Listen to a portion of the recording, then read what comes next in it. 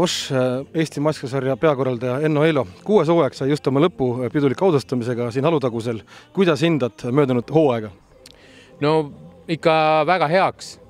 Et kui võtta seda, et milline olukord meil siin on praegult, siis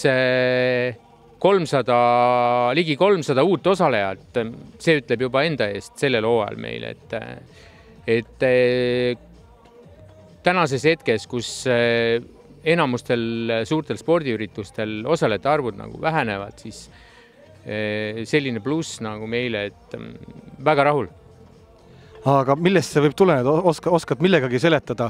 Kas, kuigi see hooaeg oli surutud meil nii-öelda tegelikult varasema 5 kuu asemel praktiliselt 3 kuu peale, oskad mingit sellest, mitte isegi 3 kuu peale, 2,5 kuu peale, et millest tuleneb see osalejate arvu kasv?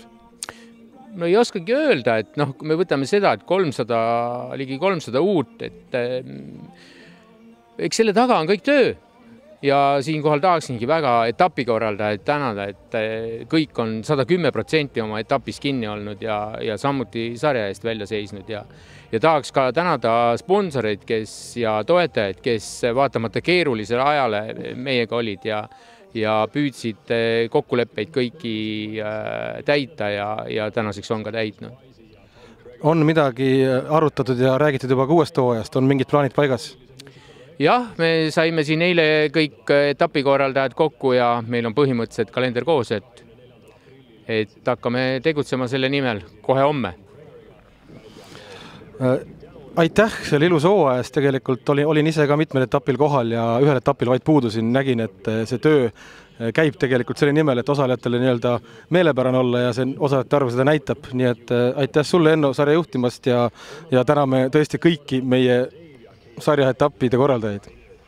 Jah, et ma juba nagu tänasin ja ütlen siin veel kord tänud etapikorraldajatele kõikidele ja mina aga sõitsin peale Rakke etapi, seal mul ei olnud võimalik sõita, aga teised etapid, kas või võtsin noorte matkasõidu, mis järgmisel aastal võib-olla on veidike teise nimega, aga meil mõtteid on. Nii et täname kõiki osalejaid, suur kummardus neile.